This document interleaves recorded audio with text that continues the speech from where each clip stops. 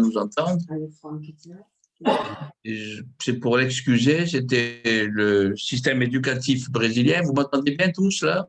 Oui. Oui, ça va. Oui. Il est malade, il faut espérer qu'il n'a que la grippe. Parce qu'au Brésil, c'est une grande catastrophe, comme vous le savez. Et il est très désolé parce qu'il se faisait une joie de faire son exposé. Donc, comme je lui ai dit, surtout qu'il se remette vite et qu'il fasse son exposé la prochaine fois. Il y a quelqu'un d'autre aussi qui, qu'il était vacciné, un membre du bureau, c'est Arnold Bach. Enfin bref, il a chopé, mais enfin ça va, c'est pas très grave. Voilà, ça c'est pour raccrocher un peu à l'actualité, la triste actualité. Donc on va adapter l'ordre du jour. Moi j'ai toujours des choses à dire et puis comme ça, le dernier exposé, comme ça j'en informe Pascal, il y aura 10 minutes de plus, c'est-à-dire comme ça on aura le temps, après une demi-heure, bien comme il faut d'exposer. Et il y aura 10 minutes de discussion. Je vais essayer de faire en sorte de tenir le timing. Alors, donc, Gabriel, notre ami brésilien, on lui souhaite tous, au nom de tous, je m'adresse à lui qui va nous écouter, un prompt rétablissement. Voilà, on est bien d'accord pour vous souhaiter un prompt rétablissement à Gabriel Dias de Carvalho. Alors, des informations générales, je vous rappelle qu'il est prévu cette année encore 2 autres réunions comme celle-là. Pour moi, c'est très important parce qu'on est bien aidé par le ministère et qu'il faut qu'on rende des comptes, même si on est en honneur de sainteté, comme vous le savez, auprès du ministère, mais ce n'est pas une raison. Et donc, c'est très bien. Là, je considère qu'on aura fait des réunions comme celle qu'on fait aujourd'hui. On a déjà fait une, on en aura 2 autres cette année. Et j'en profite aussi, j'avais déjà pris quelques notes pour les informations générales, pour dire que, en espérant, parce qu'on espère tous que ça va s'arranger, cette situation qui est très pénible, mais enfin le mot est faible, en admettant qu'on reprenne nos habitudes, faire nos réunions en présentiel, on maintiendra, on en a discuté en bureau, puis on en a discuté ici aussi des réunions en Zoom, parce que ça permet ces réunions à des collègues qui habitent loin ou a fortiori de l'étranger, de certains pays. Ça leur permet de participer à ces réunions. Donc, si on est bien d'accord sur ce principe, ce n'est pas encore fixé, ne parlons pas trop vite, attendons que ça s'arrange d'abord. Mais dès que ça s'arrangera, il y aura en plus des réunions présentielles, certaines réunions Zoom, puisque maintenant on a bien pris l'habitude. Alors, toujours dans les informations, bonjour Romain, toujours dans les informations générales, vous savez qu'on a des heures dans notre mouvement. Malheureusement, tout le monde n'en a pas, les chefs d'établissement ne peuvent pas en avoir. Dans l'enseignement catholique, malgré les efforts qu'on avait pu faire avec Pascal Balman, et un mot entre parenthèses, on est très fiers d'avoir Pascal Balman parmi nous, ancien secrétaire national de l'enseignement catholique. Non, mais je ne le présente pas, c'est un membre du groupe PCC des GESCO. On est ravis de l'avoir parmi nous. Alors, ces fameuses heures, ça suit son cours. On a une reconduction qu'on avait l'an dernier. Et là, je ne sais pas pourquoi, d'habitude, on attendait le 30 juin pour que j'envoie la répartition nominative de ces heures, académie par académie. Et là, ils sont tous pressés. Je reçois, ça fait 4 ou 5 académies qui m'écrivent en me disant envoyez-nous les heures. Enfin, donc, vous risquez, si c'est une bonne surprise pour vous, mais moi, quand même, je préfère attendre les services rendus, la fin de l'année. Mais disons qu'au lieu de le faire début juillet, il est possible que je fasse cette répartition. Je vais contacter le ministère à ce sujet avant, auquel cas vous aurez une bonne surprise, c'est-à-dire d'avoir vos heures avant par rapport aux autres années. Toujours dans les informations générales, le site, ah oui, ça y est, je le vois, notre ami Gérard Loton. Comment? Vous allez voir le deuxième panneau? Non, le deuxième panneau, ah oui. Attendez, ah oui, je regarde le deuxième panneau. Oui, là, il y en a beaucoup, c'est bien. C'est bien, c'est bien, c'est bien, c'est bien.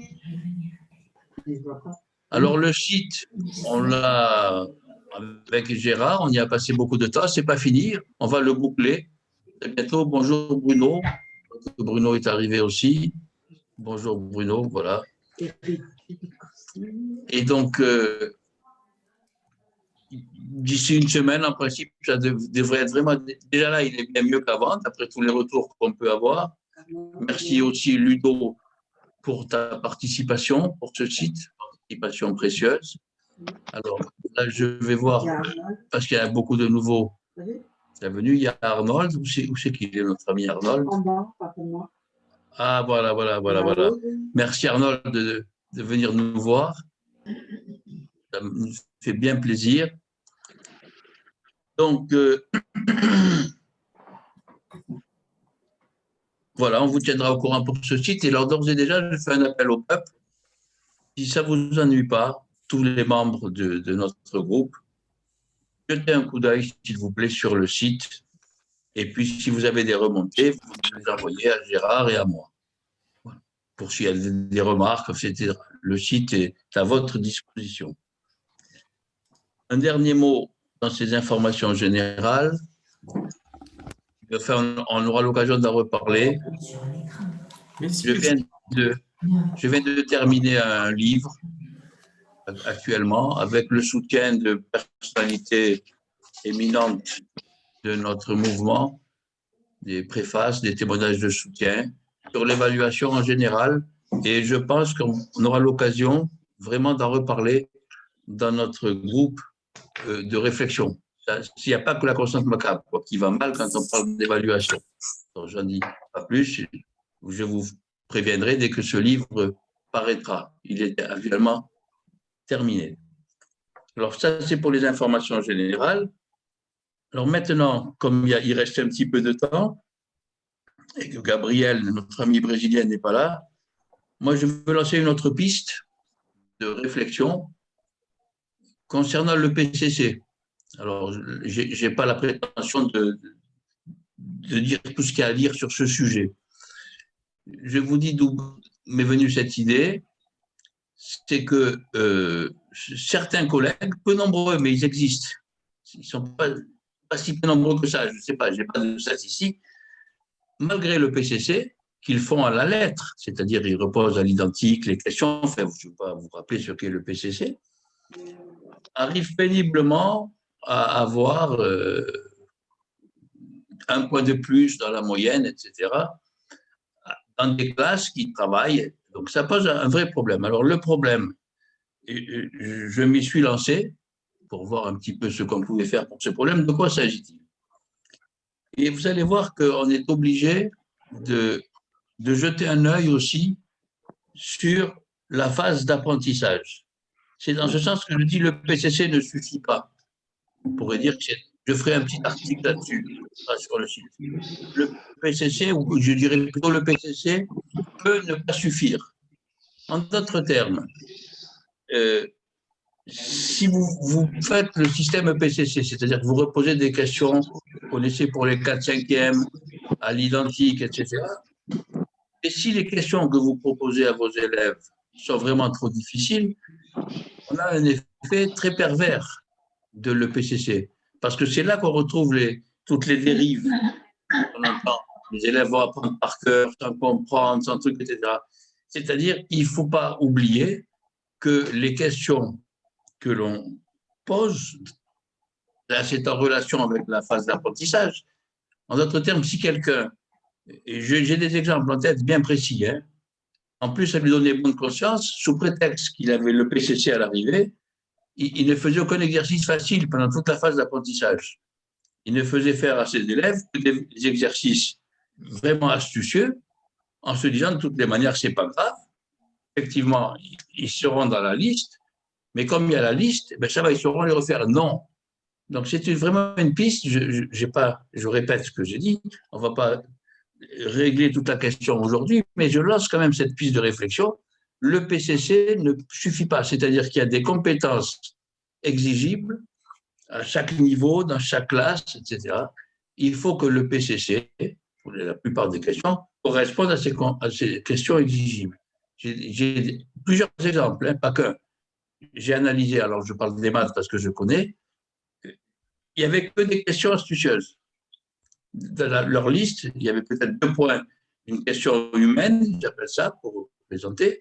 Tout le reste, c'était que des questions de type Olympiade, de type rallye, en se disant, mais c'est vrai, on peut se permettre de faire ça parce que dans la liste et on l'aura fait. Alors là, vraiment, c'est faux.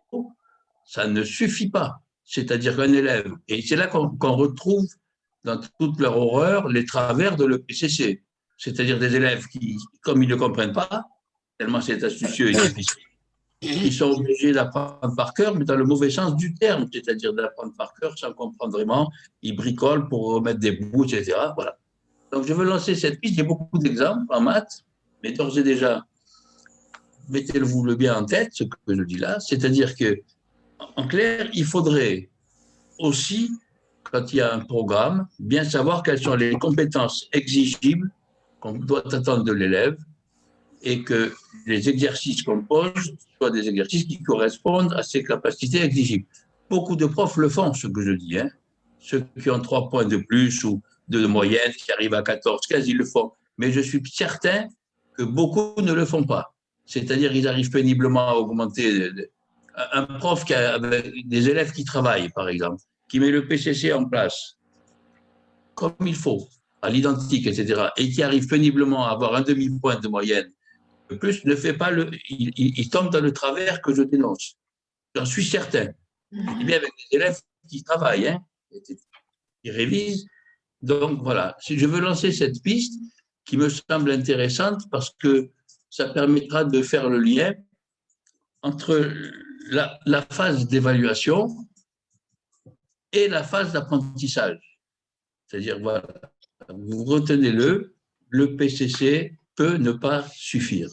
Il ne faut pas en profiter pour poser que des trucs astucieux, pour me résumer. Je voulais préférer laisser du temps pour la suite des opérations, mais là aussi, s'il y a 2 ou 3 interventions sur ce point, je suis.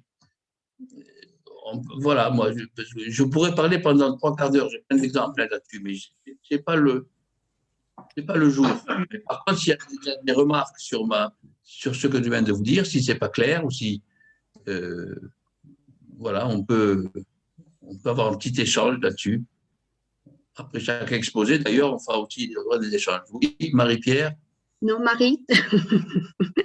Pardon. Je me permets de prendre la parole 30 secondes parce que.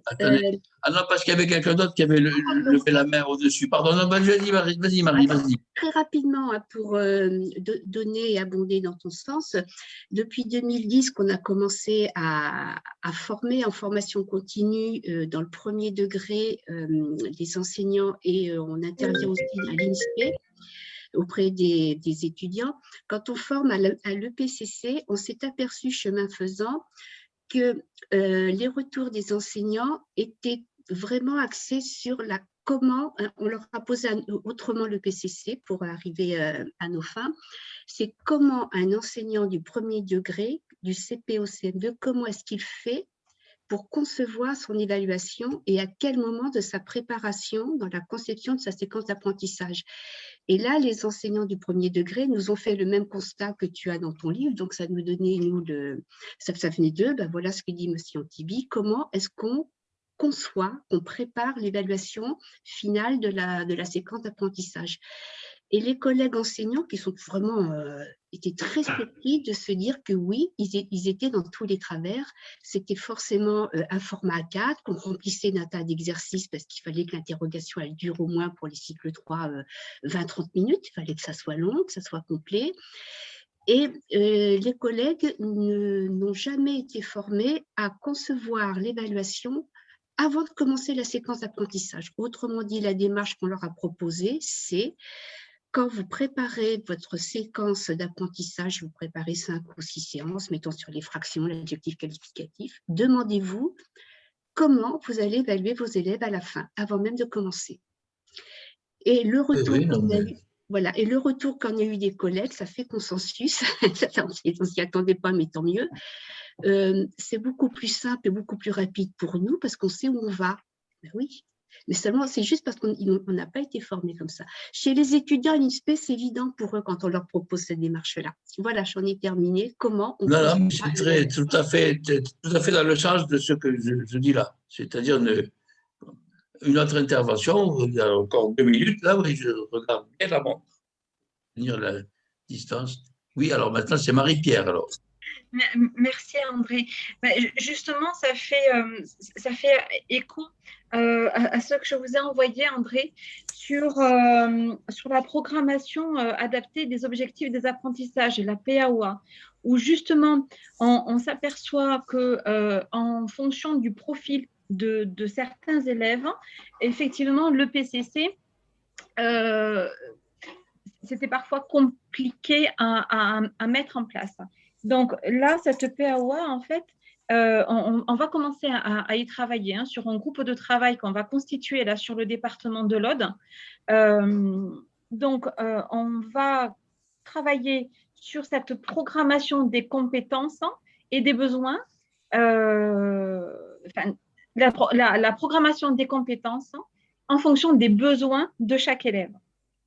Voilà, avec des besoins vraiment bien identifiés. Donc là, je pense qu'on pourra, justement, par rapport à ce que vous lancez là comme sujet de réflexion, je pense qu'on pourra avoir des éléments là à vous fournir. Merci, Marie-Pierre. Quel que soit le besoin, on n'est pas forcément que dans le champ du handicap. Non, mais est-ce qu'on est tous d'accord sur cette nouvelle piste que je me permets de lancer?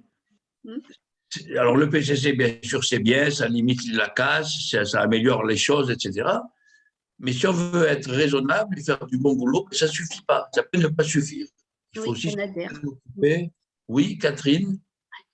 Si je peux me permettre, alors ça tombe bien qu'on parle de ça parce que j'étais aujourd'hui sur un CAFA. Aujourd'hui, donc j'ai une personne qui a fait une intervention en particulier sur l'alignement pédagogique et qui a mis en évidence justement la problématique entre les liens entre les objectifs d'apprentissage qui doivent être cohérents avec les activités d'apprentissage et les activités d'évaluation.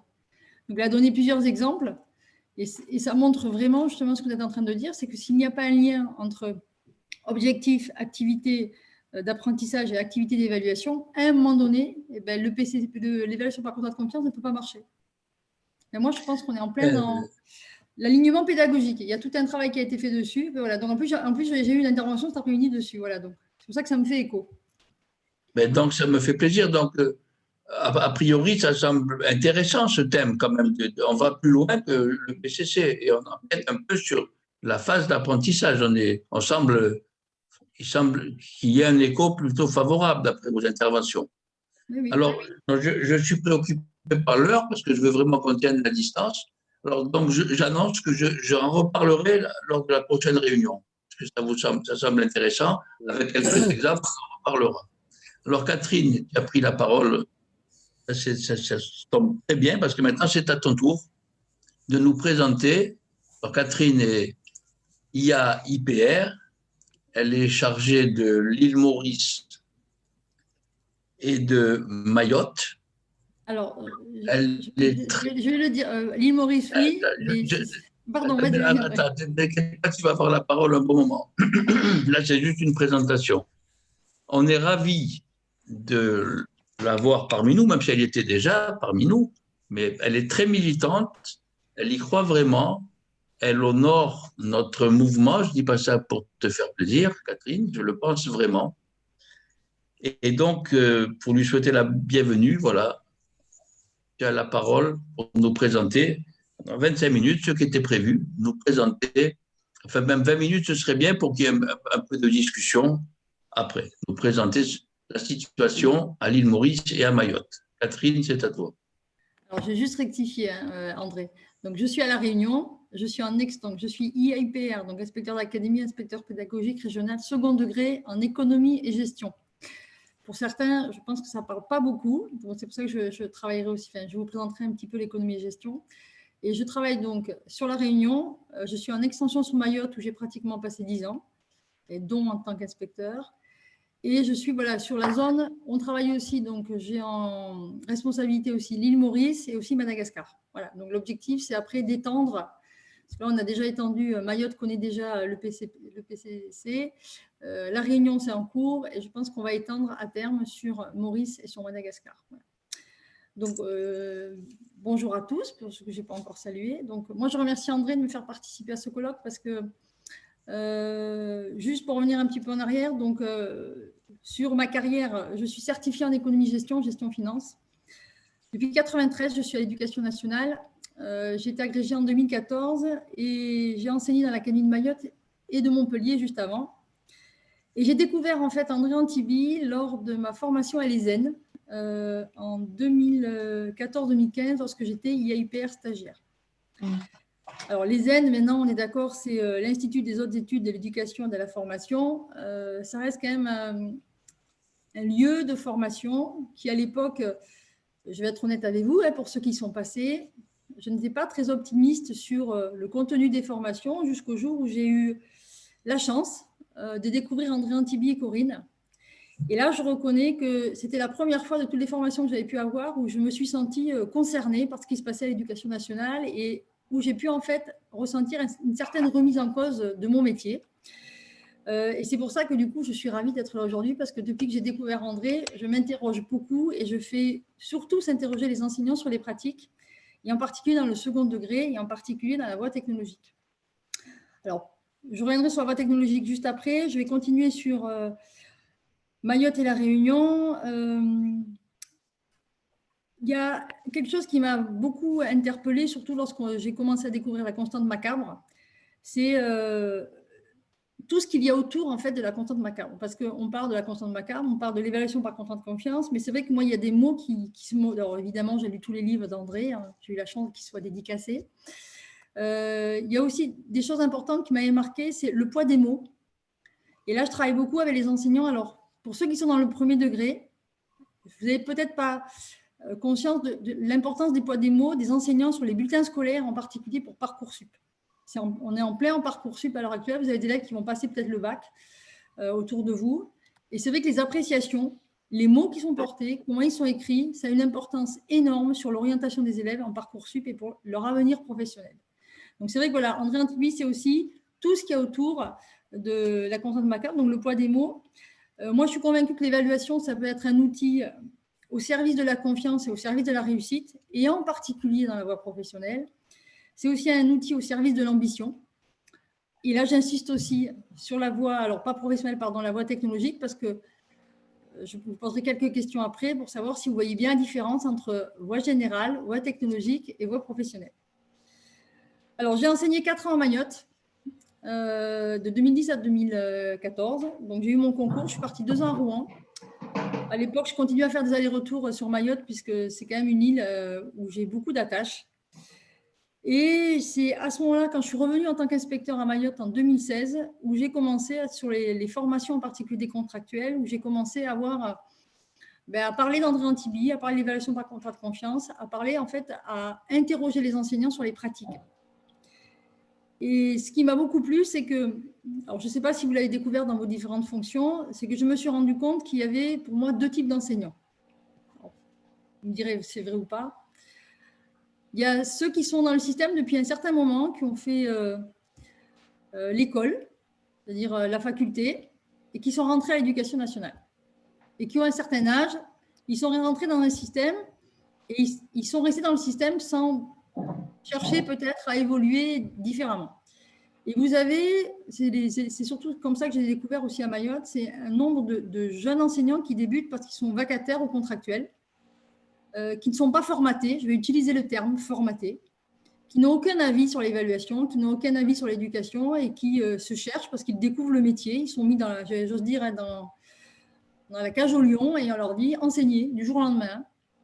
Et c'est vrai que ces enseignants, alors ce n'est pas une question d'âge, parce qu'il y a des plus ou moins, c'est aussi des personnes, alors moi je vous parle de l'économie et gestion, qui sont passées aussi, qui sont parfois passées, souvent, par l'activité professionnelle, c'est-à-dire qui ont eu un métier avant, c'est-à-dire qui ont eu un autre regard aussi sur les élèves, sur l'activité économique et sur, j'ose dire, la vraie vie. Et c'est vrai que du coup, ce regard différent, amène aussi une remise en cause qui est souvent très facile à faire. Et donc, c'est comme ça que j'ai pu vraiment discuter avec les enseignants sur Mayotte sur l'évaluation par contrat de confiance et la conscience macabre. Et c'est vrai que du coup, quand on commence à discuter avec un certain nombre de personnes, et bien ensuite, on peut vraiment, voilà, il y a un effet de groupe ou de masse. Et c'est devenu, je pense qu'à Mayotte, tous les enseignants d'économie et gestion, en tout cas, ils étaient 200. En 4 ans, ils connaissent tous André Antibi. Et puis en plus, j'avais une collègue qui était IAIPR de lettres, qui connaissait aussi André Antibi. Donc, beaucoup de personnes se sont interrogées justement sur l'évaluation. Alors, je ne dis pas que tout le monde a mis en place l'évaluation par contrat de confiance, mais en tout cas, ce qui était très intéressant pour moi, c'est qu'il y a déjà un début de réflexion. Il faut savoir aussi que l'avantage, c'est que lorsqu'on travaille sur l'évaluation par contrat de confiance, c'est que toute rencontre avec les enseignants est une excuse pour en parler. Donc maintenant, ça s'appelle les rendez-vous de carrière, il y a toujours les visites d'accompagnement. C'est ça qui est intéressant, c'est que les enseignants aussi voulaient savoir comment on pouvait évaluer au plus juste les élèves, puisque justement, on est quand même sur un territoire un petit peu particulier, ça j'y reviendrai aussi après. Et pour vous dire en fait ce qui se passe maintenant à La Réunion, donc 4 ans à Mayotte, voilà, je considère que j'ai semé, je retrouve donc je suis ici depuis 6 mois à La Réunion, je retrouve des enseignants de Mayotte qui sont ici, qui connaissent très bien André Antibi, et pour vous dire que j'ai fait plusieurs formations avec les enseignants, et il y a 3 semaines, lors d'un rendez-vous de carrière, je retrouve une enseignante que j'ai vue il y a quelques mois sur les premières formations quand je suis arrivée sur l'île. Et j'ai noté ce qu'elle a écrit, puisqu'on en a discuté. Elle écrit, enfin, en tout cas, c'est ce qu'elle m'a dit. Hein. J'ai lu La Constante macabre, j'ai lu les 2 bouquins et c'est génial. Et là, je me rends compte qu'en quelques mois déjà, j'ai des enseignants qui ne connaissaient absolument pas La Constante macabre. L'expression c'est génial, je pense, André, elle résume beaucoup de choses, en tout cas pour moi. Voilà, donc ça, c'était pour vous montrer un petit peu, d'une façon très générale, le contexte dans lequel je suis à l'heure actuelle. Je ne sais pas si quelqu'un veut déjà intervenir. Et là, après, je vais vous présenter les particularités des territoires de La Réunion et de Mayotte. Je te propose qu'on interviendra plutôt après, Catherine. D'accord. Termine ton exposé parce que je regarde à mon pouce. D'accord. Non, tu as le temps. Voilà, je ne sais pas si tout le monde sait où est Mayotte, perdu dans l'océan Indien. La Réunion, tout le monde, souvent, on connaît La Réunion, mais c'est vrai que Mayotte, en fait, est une petite île extrêmement petite puisqu'elle fait 374 km². Je vous donne, La Réunion, c'est 2512 km². La métropole, c'est 543 940 km². Mayotte est la plus petite île et le plus petit département français. 374 km², c'est pour vous donner une idée. Il y a une route qui fait le tour de l'île, une route au milieu. Vous faites le tour à peu près en 1h30 en voiture. Et ça, c'est la Grande Terre. Et vous avez aussi Petite Terre. Vous faites le tour de Petite Terre, c'est 12 km² en un quart d'heure en voiture. C'est pour donner des exemples. Et c'est tout pour vous dire que je voudrais vous partager un écran. Je pense que je peux le faire, sauf faire de ma part. Alors, est-ce que je peux faire un partage d'écran ou pas, André? Il faut demander au maître Ludo. Maître Ludo. Est-ce que je peux faire normalement, ça doit être bon, ouais. Voilà, donc je vais essayer de vous le présenter. Est-ce que vous l'avez? Je vais. Écran partagé en bas et puis partager. Choisir ensuite l'écran. Est-ce que vous l'avez sous les yeux? Ça arrive. Oui. C'est bon. Voilà, alors je vais vous montrer. Voilà, je vous ai fait une petite. C'est pour vous montrer un petit peu les territoires sur lesquels je suis, quand même, qui ont une particularité. Vous voyez la population. Alors, quand je mets 270 000 et 450 000, vous devez me demander pourquoi ces 2 chiffres. Sachant qu'en métropole, il y a 67,2 millions. Alors, c'est des chiffres 2017, hein, normalement. 858 000 à La Réunion. Lorsque j'écris 270 000 et 450 000, c'est qu'à l'heure actuelle, l'INSEE a recensé 270 000 personnes, à peu près. Hein, sachant qu'entre la consommation d'eau et de riz, on estime la population réelle à 450 000. Ce qui veut dire que vous avez autant de personnes sans papier, cachées, qui vivent sur une île. Et c'est ces personnes-là, quand même, il y a des enfants qui vont quand même à l'école. Et c'est ce qui explique l'âge médian, c'est ce qui explique surtout aussi les difficultés de lecture qui sont juste en dessous, avec des difficultés de lecture 17-18 ans aux journées de la défense nationale, Ouais. ou alors des difficultés en arrivant en 6e, regardez les taux. Je pense que pour ceux qui sont dans le primaire, vous comprendrez que ce sont des taux extrêmement effarants. Mais je vous les montre parce que vous allez comprendre que Mayotte, c'est un système français, département français, avec des particularités. Vous voyez bien qu'il y a une différence majeure entre Mayotte et la Réunion et la métropole. Et je rappelle à tout le monde que les examens sont les mêmes. Les attendus sont les mêmes.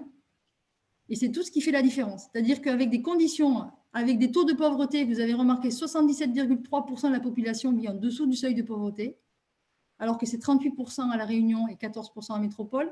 Vous avez les taux de fécondité, vous avez le taux de chômage. Voilà, c'était pour vous montrer un petit peu des particularités. L'âge médian est à 20 ans à Mayotte, une population très jeune, vous voyez. Et toutes ces particularités font que justement Mayotte est un cas à part. La Réunion se rapproche le plus, il faut savoir, de tous les départements de la métropole. Mais ça veut dire que tout le système éducatif, quand même, normalement, est le même, j'ai bien dit normalement, qu'en métropole. Puisque pour ceux qui sont dans le primaire, je vais vous donner, je ne sais pas si vous savez, il y a tellement d'enfants que pour pouvoir les mettre tous à l'école, on appelle ça des classes en rotation. C'est-à-dire que les élèves ont cours le matin, mais ils n'ont pas cours l'après-midi parce que ce sont les autres qui vont en cours l'après-midi. C'est-à-dire qu'à la fin, au bout d'une scolarité entière d'élèves, ils ont loupé 3 ans d'école. 50%. Voilà. Donc, ça veut dire que plus on avance et plus on loupe des cours parce que c'est très compliqué. Voilà, c'est pour nous. Voilà. Je tenais à vous le montrer, ça, André, parce que je voulais que vous voyiez un petit peu la différence de conditions de vie. Alors, si vous avez aussi le taux de naissance, le nombre de naissances par an pour Mayotte, 10 000 enfants, en gros, là, ça correspond à une classe primaire par jour. Voilà. Voilà. Mais ça veut dire qu'au bout d'un moment, l'île, elle va pas grandir et que ça devient très, très compliqué avec des populations. Voilà, je tenais à vous partager déjà ça pour que vous voyez un petit peu la différence de constat, de vie, de contexte, de particularité, mais le système, ça veut dire est le même. Ça veut dire que même dans ce territoire-là, on a quand même des enseignants qui s'interrogent pour évaluer au mieux, malgré les difficultés, les élèves. Voilà, je trouve ça intéressant. Voilà, je vais fermer. Je vais arrêter le partage. Si j'y arrive, ça va être là. Ouais, donc ça, c'est une première chose. Alors, en plus, je vais revenir ici, normalement. Voilà. Ensuite, je voulais voir un dernier point avec vous. C'était sur la voie technologique. Alors, là, par contre, André, je vais quand même poser des questions. Peut-être que j'aurai des réponses. Je voulais savoir si certains d'entre vous, vous pouvez m'en parler, si certains d'entre vous faisaient bien la différence entre le premier degré et le second degré sûrement. Mais est-ce que vous faites bien la différence entre la voie générale, la voie professionnelle et la voie technologique? Alors, je me permets, André, de poser des questions parce que je voudrais savoir si tout le monde sait où ça aboutit, où ça peut mener, quelles sont les particularités de ces élèves, sachant que la voie technologique, pour ceux qui la connaissent, reste toujours une voie avec une vision peut-être négative et une vision particulière des élèves, sachant que dans le principe, depuis la rénovation de la voie générale technologique, il n'y a plus de bac S, ES et L, mais un bac général et des bacs technologiques. Alors, est-ce que, éventuellement, certains d'entre vous... Tu dois être contente de ce que tu entends, Jade, non? Je ne sais pas, parce que... Alors, André, je me permets de poser la question parce que j'ai vu que dans tous les personnes qui sont sur l'évaluation par contrat de confiance, ce sont soit des personnes, enfin, des inspecteurs, des enseignants du premier degré, soit de l'enseignement général. Et sauf erreur de ma part, je n'ai pas vu de personnes ou de la voie professionnelle, mais je n'ai vu personne de la voie technologique. Et je voulais bien être sûre que lorsqu'on est... Parce que je vais vous donner une anecdote, vous allez peut-être mieux comprendre. Je suis inspecteur référent de collège à La Réunion. Je suis allée dans un collège, donc pour ceux qui savent ce que c'est, un inspecteur référent, il va voir. Et j'ai 2 principaux de collège sur 4 collèges qui m'ont posé la question en aparté, hein, pas devant tout le monde. Mais que fait un IA hyper d'économie-gestion dans un collège? Je me suis posé, alors je les ai regardés, je leur ai dit, je pense que l'entrée est pédagogique et même un IA hyper d'économie-gestion fait de la pédagogie. Pour vous dire, voyez, le regard posé sur l'économie-gestion et sur la voie technologique. Donc, c'était juste pour rassurer tout le monde que nous faisons aussi de la pédagogie, nous avons aussi des élèves ambitieux, des élèves qui ont des compétences, mais j'ose le dire aussi, des élèves différents, sachant que c'est une voie où on retrouve quand même le plus d'élèves avec des catégories socio-professionnelles, alors ce n'est pas exactement le terme, mais faibles. Est-ce que tout le monde connaît en fait l'économie et gestion? Est-ce que vous savez sur quelle discipline je suis, enfin, quelle filière je suis? Qu'est-ce que je gère comme diplôme? Je me permets, André. Hein. Permets-toi de tout faire ce que tu veux. C'est toi qui es la parole. Est-ce qu'il y a quelqu'un qui veut se lancer? Des collègues du premier degré, par exemple. Claude. Oui, moi je peux simplement dire que je connais bien le collège, le lycée professionnel, le lycée d'enseignement technologique et le lycée plus traditionnel, plus général, l'enseignement général, puisque j'étais proviseur d'un établissement polyvalent longtemps, souvent, et qu'effectivement, tout ce que j'entends dire par notre collègue, moi, est parfaitement connu. J'ajouterai que la plupart des enseignants des lycées professionnels et surtout des lycées technologiques ont une vision très acérée de ce qu'est effectivement l'évaluation des élèves.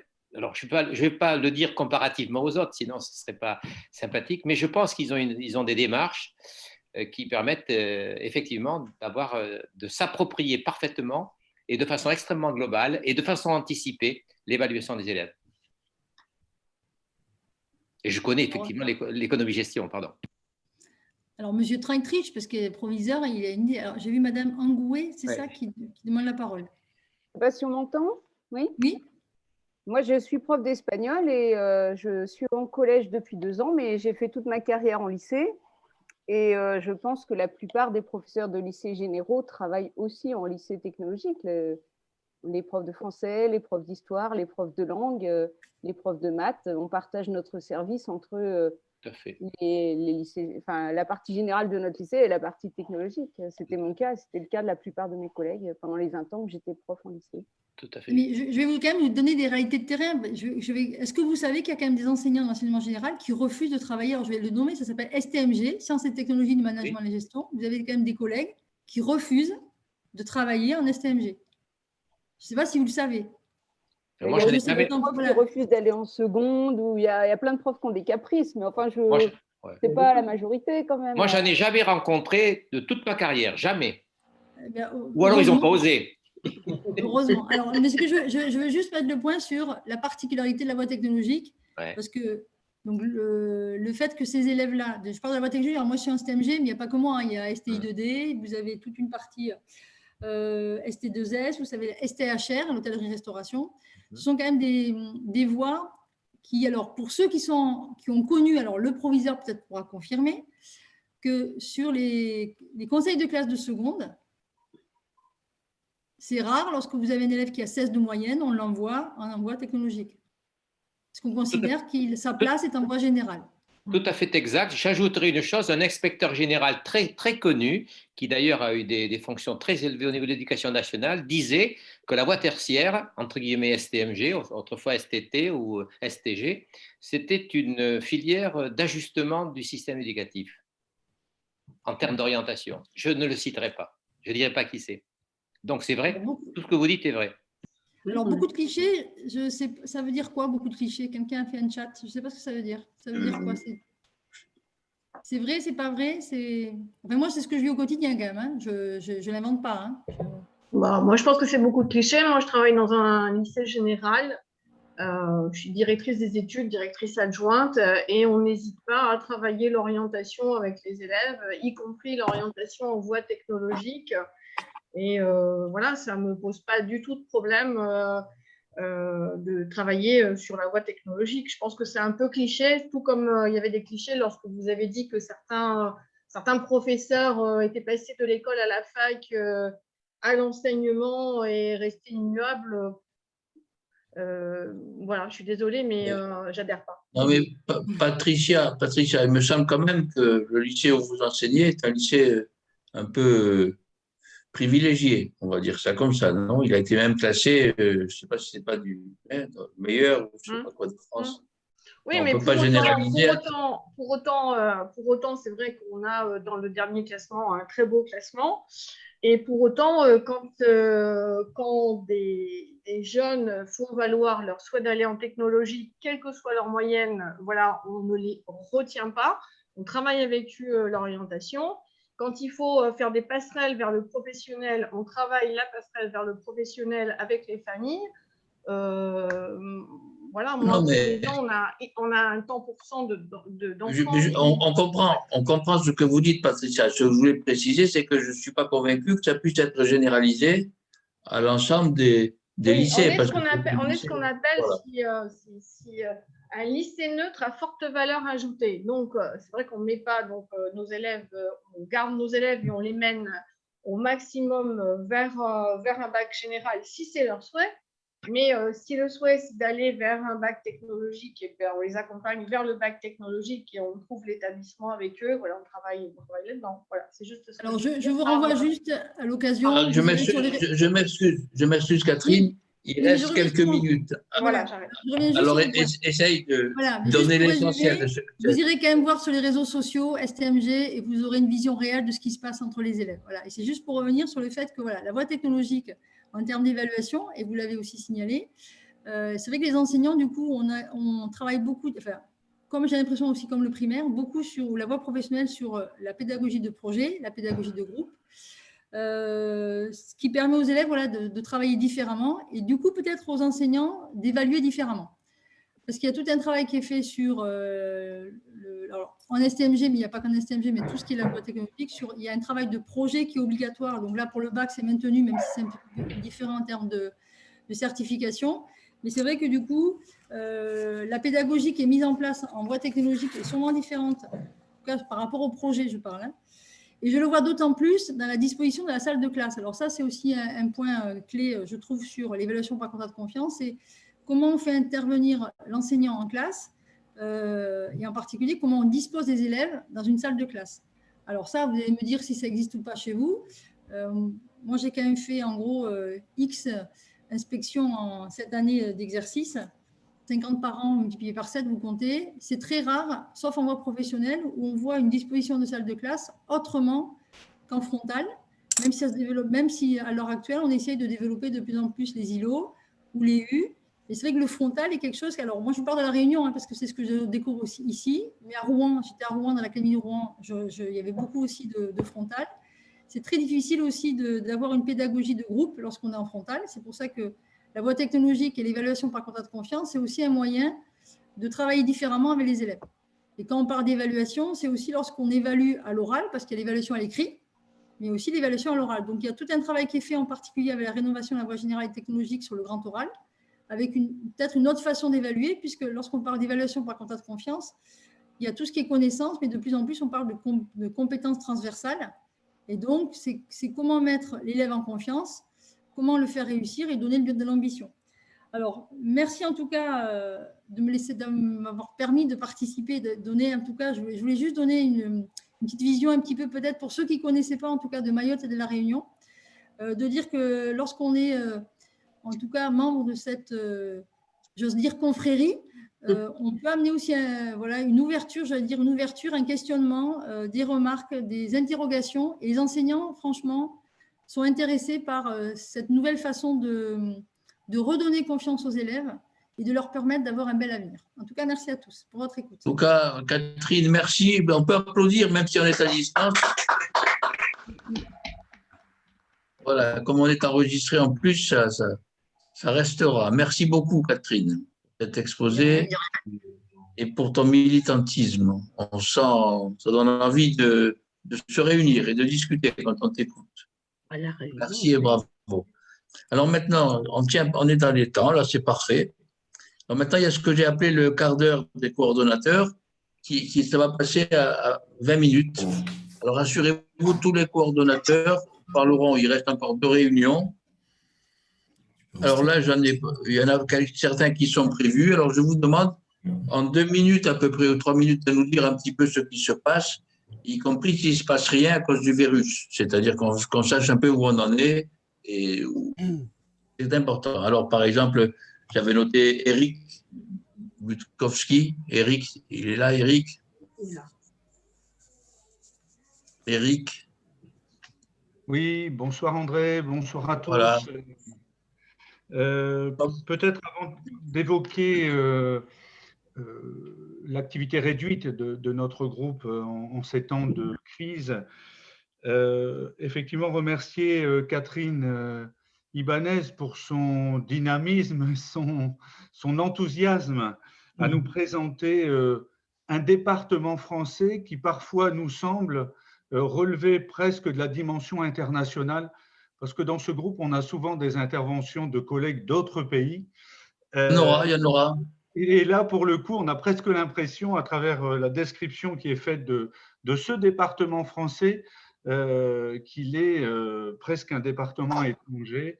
Alors, c'est vrai qu'il y a la problématique très forte de l'immigration comorienne, hein, qui est certainement très présente et qui explique en partie les chiffres qui ont été donnés tout à l'heure.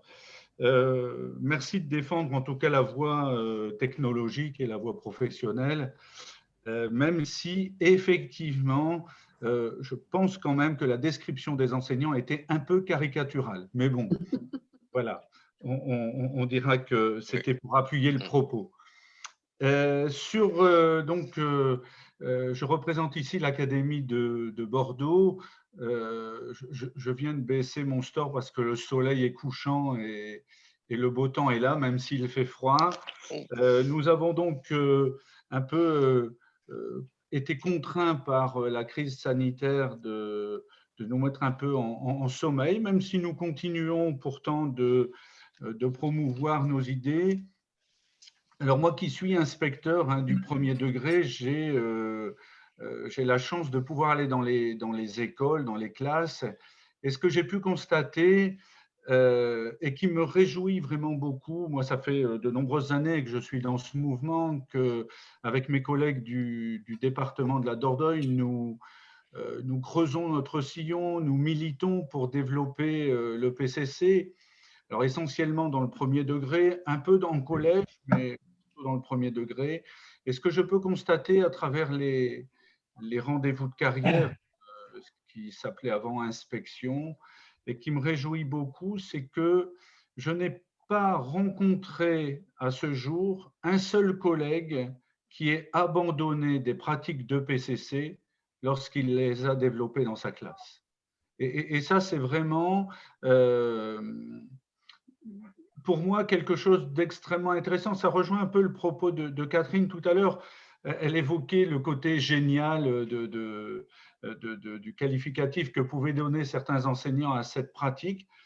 Je crois qu'effectivement, une fois que les collègues ont découvert, pris conscience de la constante macabre, découvert des stratégies d'évaluation différentes, ils ne reviennent pas dessus. Je crois qu'ils restent vraiment ancrés dans des pratiques d'évaluation par contrat de confiance, parce que d'abord, ils voient leurs élèves changer, ils mesurent combien on peut être dans une évaluation qui soit à la fois extrêmement rigoureuse, mais qui permette aussi aux élèves qui travaillent de réussir, et puis surtout parce que c'est quand même une observation qu'on peut faire actuellement sur les publics d'élèves qui changent, hein, les attitudes des élèves qui ont parfois du mal à adhérer au principe de l'école.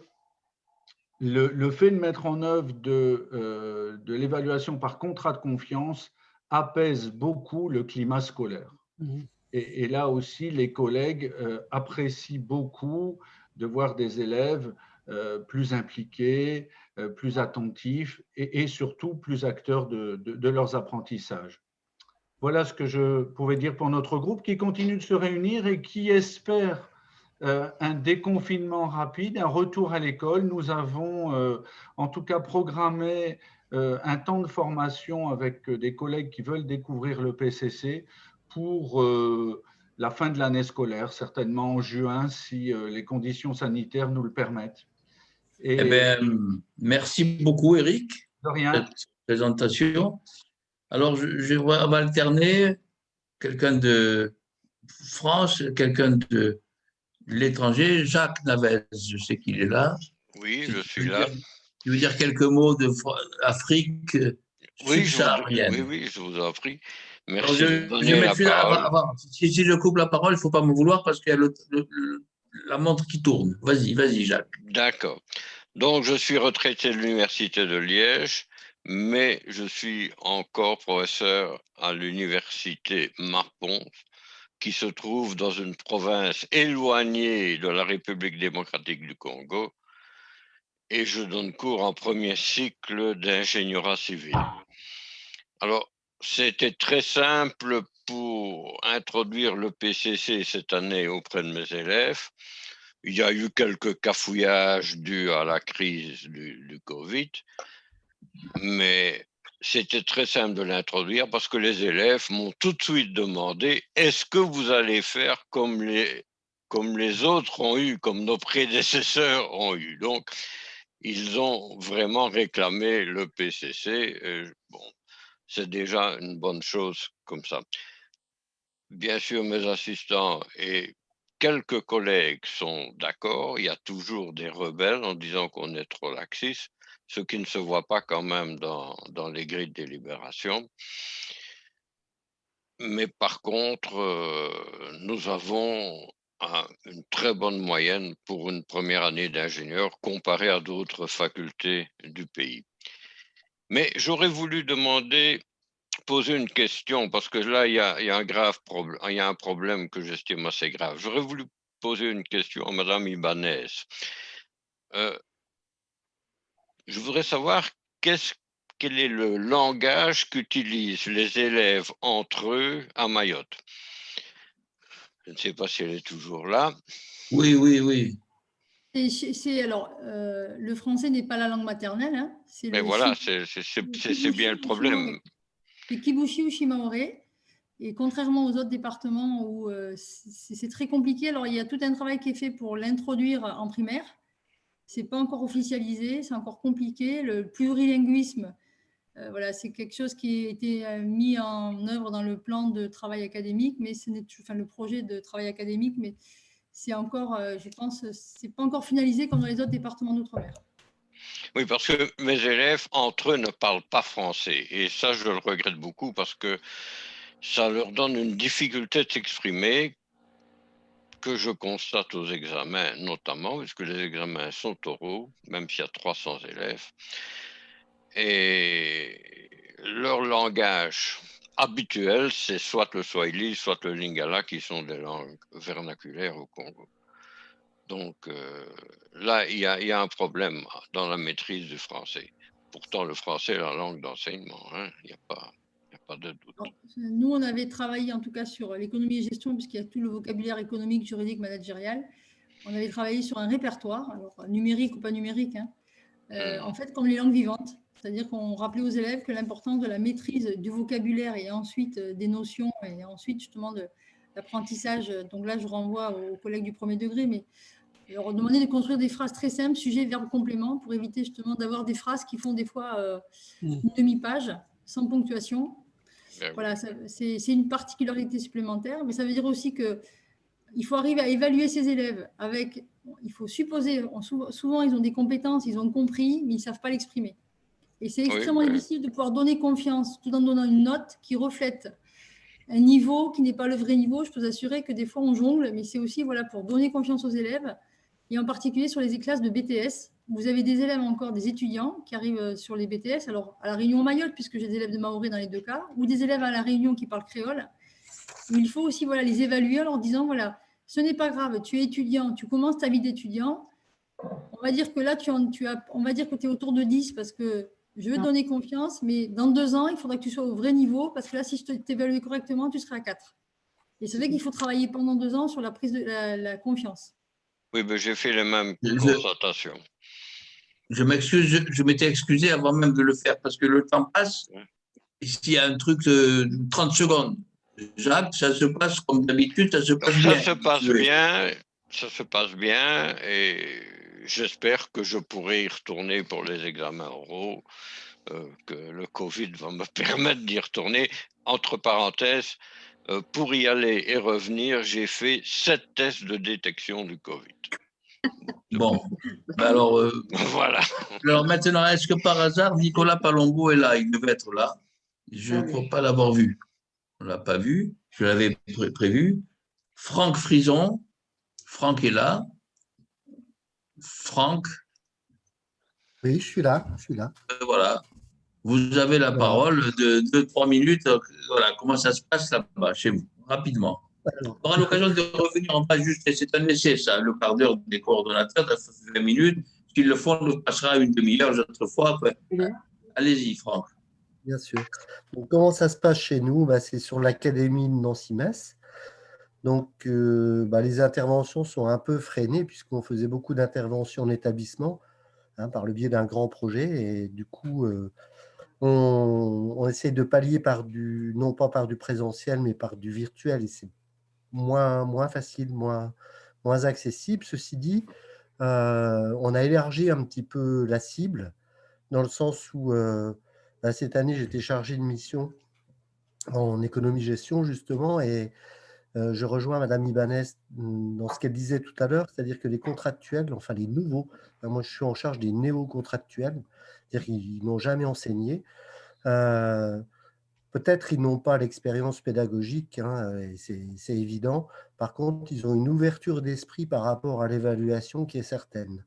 Peut-être que c'est dû aux formations professionnelles qu'ils ont été amenés à exercer auparavant, mais en tout cas, il n'y a pas d'a priori, il n'y a pas de préjugés. Et le PCC, pour eux, leur paraît comme une chose naturelle et relativement simple à appliquer. Le deuxième axe, c'est de toujours travailler sur l'INSPE. Et là, il n'y a pas de souci avec nos étudiants, sinon qu'on est en distanciel depuis le début de l'année. Ça complique quand même les rapports humains, mais en dehors de ça, l'information ou les données sur le PCC sont transmises comme on l'a fait l'an passé. Et puis, à nouveau, vous allez dire que ça tombe bien, mais à nouveau pour rejoindre Madame Ibanez, je suis intervenu cette année suite à une demande sur les lycées technologiques et notamment sur l'hôtellerie-restauration. Et ils étaient hyper enchantés en fait pour certains de découvrir, pas tout le monde, il y en a qui connaissaient déjà, mais ils se sentaient beaucoup plus dans le vrai parce que ça fait partie de leur pratique et depuis très longtemps. Sinon, qu'ils n'appelaient pas le PCC, sinon il y avait un protocole qui était moins strict ou moins rigide, mais en tout cas, c'était très facile de les convaincre parce qu'ils sont déjà dans cet état d'esprit où, avant d'enseigner les choses, avant d'évaluer surtout, on fait pratiquer et on n'a pas peur de refaire en évaluation ce qu'on a fait lors des phases d'apprentissage. Donc, voilà un petit peu où on en est. Je conclurai en disant qu'on a deux projets. Le premier, c'est de réaliser des tutoriels sur le PCC, parce que lié effectivement aux événements du Covid, on essaie de trouver des artifices pour remplacer les grandes réunions où il y a beaucoup de personnes. Donc des tutoriels qui pourraient permettre d'expliquer à de nouveaux enseignants ce que peut être le PCC, même à des anciens. Et le deuxième, c'est de travailler aussi sur l'évaluation des projets. Parce que Madame Ibanez nous a dit tout à l'heure que sur la voie technologique, il y avait effectivement cette notion de projet qui était en cours. Moi, je travaille sur un lycée polyvalent, donc lycée professionnel aussi. Et en lycée professionnel, on travaille beaucoup depuis un certain temps déjà, sur la pédagogie par projet. Le problème, c'est d'évaluer par le biais de l'EPCC tous ces projets, effectivement, qui sont mis en œuvre et qui posent question. Et c'est un des axes de travail là, à venir d'ici la fin de l'année. Voilà. Merci beaucoup, Franck, c'est clair et en plus, c'est pas les temps, c'est parfait. Marie Rouillon, Marie. Oui, très rapidement. Si tu veux, voilà. Très rapidement, je m'excuse, on n'a pas le temps, mais c'est bien déjà. Et tous les coordonnateurs parleront. Il y a encore 2 autres réunions. Tout le monde parlera. Ce n'est pas aujourd'hui, c'est la prochaine fois, etc. C'est prévu. Vas-y, Marie. Oui, mais Dédé, si tu ne veux pas que je compte le temps, il ne faut pas me donner la parole. Non, ne t'inquiète pas, je saurais t'enlever aussi. Très rapidement. Donc, directrice d'école d'application où on met en place le PCC par tous les collègues dans tous les domaines, toutes les disciplines depuis 2011. Et je vais me contenter de dire à Madame Ibanez un petit mot d'encouragement aussi parce que Vous m'avez fait penser à mon inspecteur, M. Roderer, quand il nous a lancé dans cette aventure pédagogique. Il répétait à chaque fois, que ce soit en formation continue ou en formation avec les étudiants, avec nous à l'ISPE-INSPE, que se lancer dans la pratique de l'EPCC de l'évaluation, c'est comme une pelote de laine. L'évaluation, vous tirez un fil et tout vient et on réfléchit de fil en aiguille, comme il disait, à tous les aspects entre de la pratique de la classe, le lien didactique-pédagogie et l'évaluation comme lien didactique-pédagogie. Donc, pas de souci, vous allez voir, c'est ce que disait un collègue, chemin faisant, le PCC s'impose de façon, on a dit naturelle, moi je dirais pédagogique, parce que effectivement, les retours qu'on a du collège, c'est que les professeurs sont vraiment très satisfaits de la pratique PCC parce qu'ils récupèrent des élèves des cohortes des CM2 qui savent poser des questions et qui savent dire « excusez-moi, je n'ai pas compris et pourquoi ?» Voilà. Ils ne disent plus « j'ai pas appris ». Et ça aussi, c'est un effet bénéfique sur une cohorte d'élèves quand on fait de PCC, du CP au CM2. Alors, très rapidement pour l'action, je travaille beaucoup à l'INSPE puisque c'est là où j'ai le feu vert du directeur du site de Seine-et-Marne pour le 77. Et je travaille aussi en formation continue avec des collègues conseillers pédagogiques.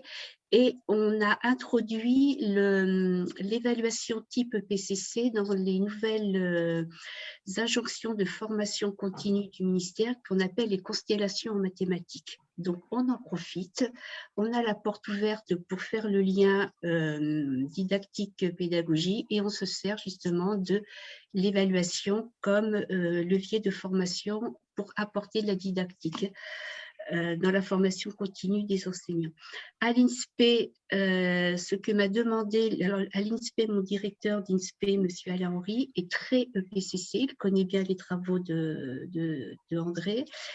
Il m'a demandé pour tous les groupes, ça représente à peu près 300 étudiants, j'ai 12 heures de formation où je dois faire le lien entre leur référentiel de compétences, qu'est-ce que l'éthique professionnelle, comment on fait le lien entre éthique professionnelle et pratique, donc le PCC est mon fil conducteur, l'évaluation, une démarche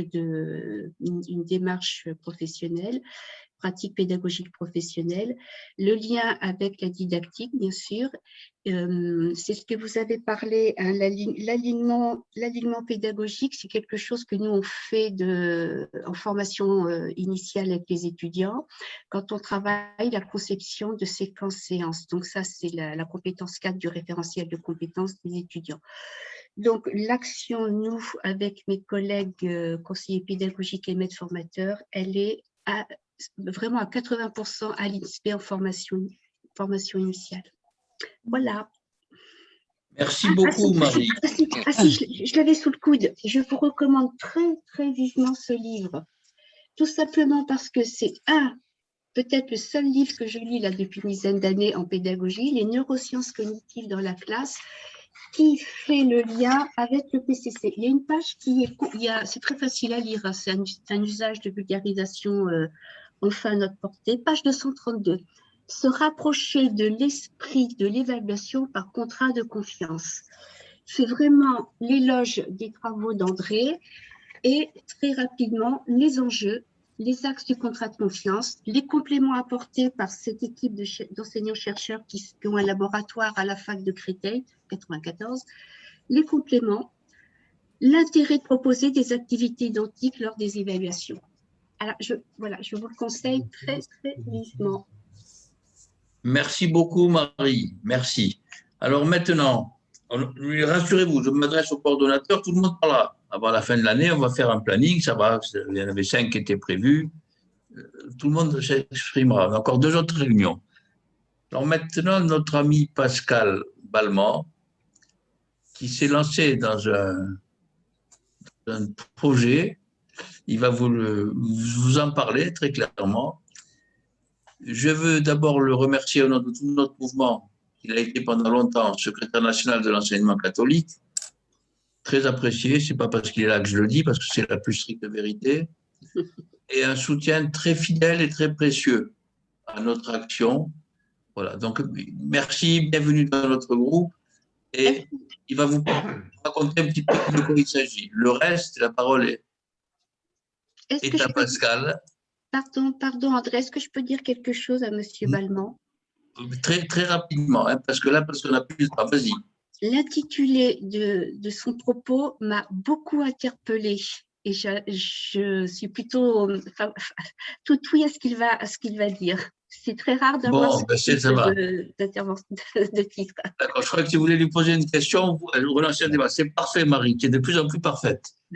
Merci. J'espère ne pas vous décevoir. Voilà, Pascal, vous avez donc il y a une demi-heure. Et après, on laissera un peu de temps. Comme ça, c'est un thème très intéressant, d'autant plus intéressant que je tiens à le rappeler, je le dis chaque fois dans nos colloques, on travaille main dans la main, enseignement public, enseignement privé, depuis le début de notre action. Ça fait 18 ans, je ne compte plus, ou je compte. Voilà. Pascal, la parole est à vous. Merci André, bonsoir à tout le monde. Et Marie, j'espère ne pas trop vous décevoir. C'est le problème des titres, hein, c'est que après, ça peut être trompeur. Hein. Bon. C'est un peu la pression là. Bon, oui. Alors, au point de départ, c'était une remarque totalement impromptue de ma part, un jour dans un de nos colloques, où je m'étais mis à, je ne sais pas pourquoi, ça m'était venu, ce n'était pas mon sujet, je m'étais lancé à faire une réflexion sur la portée, sur les résonances du mot épreuve, fréquemment utilisé pour désigner les modalités d'un examen ou d'un concours. Et puis, comme j'étais emporté par mon élan, j'avais poursuivi sur l'usage du mot faute et j'en avais induit un peu à la va-vite l'hypothèse d'une influence catholique toujours active dans ce que j'appellerais l'inconscient collectif de notre école. Malheureusement pour moi, André a été intéressé et il m'a demandé de creuser un peu la question. Donc ce soir, je suis au pied du mur. Alors, pour me suivre un petit peu, si vous le voulez bien, dans ce qui n'est qu'une hypothèse, hein, je voudrais d'entrée de jeu poser 3 conditions préalables. Première condition, faire vraiment toute sa place à la notion de présence vivante du passé. Dans 1001 domaines, il y a tout un tas d'aspects de notre présent qui sont encore déterminés par des racines historiques, parfois très anciennes, plus ou moins enfouies, plus ou moins oubliées, et néanmoins toujours agissantes. Voilà, ça c'est ma première condition, en avoir conscience. Deuxième condition, faire toute sa place au catholicisme dans la culture collective française, y compris dans notre culture scolaire. Tout simplement parce que durant des siècles, la société française a été profondément marquée par une vision catholique du monde, y compris dans la mise en place de nos pratiques pédagogiques. Et puis la troisième condition, ça serait de vous demander de faire place à vraiment beaucoup d'indulgence. J'ai mené quelques recherches et à ma grande surprise, j'ai absolument rien trouvé dans la littérature scientifique sur le sujet que je voulais traiter. Donc, mon propos va être rapide, sommaire et j'en ai conscience très critiquable. Et vraiment, ce n'est pas par fausse modestie que je vous dis ça. Alors, pour commencer, quelques constats très simples, voilà, un peu ras des pâquerettes. Hein. Vous avez peut-être lu comme moi un livre intéressant qui date de 2012, hein, Yann Algan, Pierre Cahuc, André Zilberberg, La fabrique de la défiance. Et dans La fabrique de la défiance, qui est un essai sur la défiance comme singularité française, il y a tout un très long chapitre sur l'école, sur notre culture scolaire, une école de la verticalité, une école du culte de la transmission du savoir. Et les auteurs insistent beaucoup sur la façon dont cette culture scolaire influence nos comportements individuels et collectifs. Alors, c'est un livre qui est contestable parce que les concepts utilisés sont sans doute pas très robustes, parce que ça brasse très large, mais peu importe. C'est un livre que je trouve intéressant, stimulant, mais ce qui me frappe, c'est que c'est un livre qui pointe bien le rôle de l'école, mais qui n'explique absolument pas pourquoi notre école est ce qu'elle est. Et c'est là que peut-être, mais mes petites hypothèses peuvent trouver leur place. Alors, pour les étayer, je partirai de quelques observations très simples. D'abord, la mise en scène pédagogique. J'étais intéressé il y a quelques minutes quand Catherine Ibanez nous parlait de la disposition de la salle de classe. Mon Dieu, comme elle a raison. Mais moi aussi, je parle 2 secondes de la disposition de la salle de classe, plus exactement de l'estrade. Alors, même si aujourd'hui, l'estrade du professeur est passée de mode, moi, je ne peux pas m'empêcher de me dire qu'elle rappelle la chair du curé pour son sermon. et de noter que dans le monde universitaire, on continue à parler de chaire professorale ou de chaire de recherche. Voilà, il y a une mise en scène qui, de mon point de vue, est héritée d'une culture catholique. D'autre part, plus profondément, le vocabulaire scolaire. Quelques exemples, et c'est très incomplet. Je l'ai déjà dit, je le répète, l'usage du mot « faute », là où on pourrait parler tout simplement de l'erreur. Et le mot « faute », pour moi, il renvoie à la notion chrétienne, catholique, notamment de faute originelle, de péché originel. Dans le vocabulaire scolaire, on a l'habitude de dire « bon » pour « exact » ou pour « pertinent », de dire « faux » pour « inexact » ou pour « inapproprié ». Et là, ça nous renvoie à tout un rapport très absolutisé au bien ou à la vérité avec des majuscules. Épreuve, le mot épreuve.